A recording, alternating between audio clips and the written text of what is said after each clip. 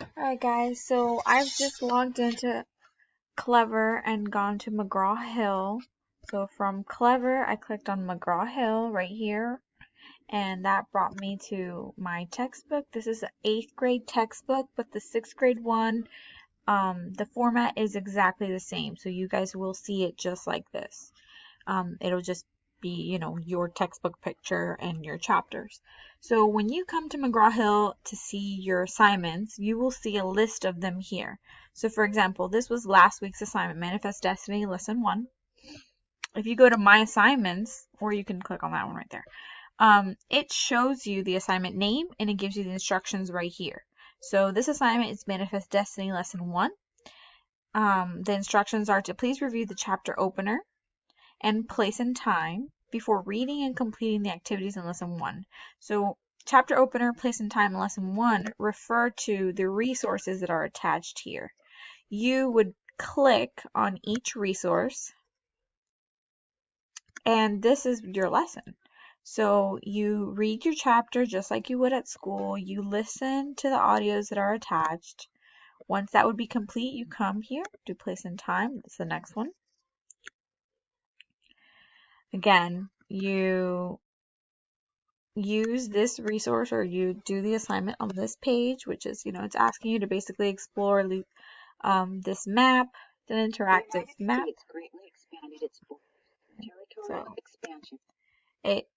once you click on each part of this map, it takes you through information that you need to know for this lesson.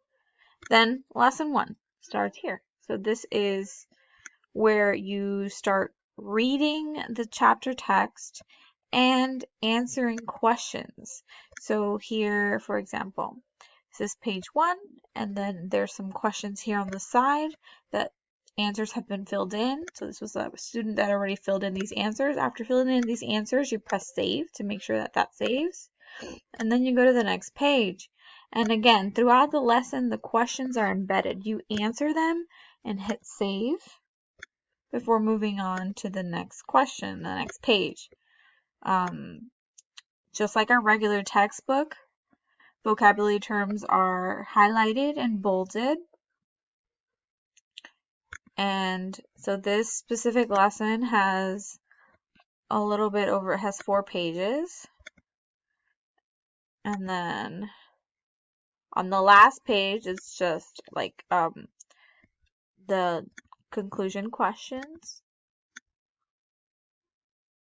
Here on the chapter resources, there's also questions that are attached to each photo or resource.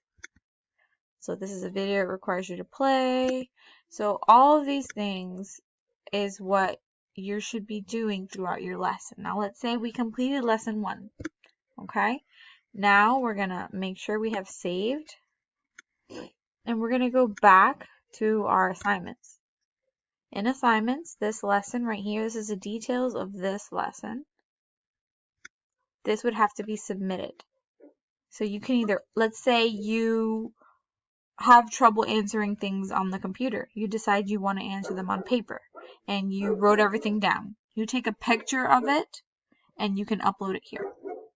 Also, or if it's something that required you to type something up on Word, or if you struggled being able to with the internet and you downloaded the assignment, you can upload it here. When you are 100% done, you have to come here to My Assignments and press Submit.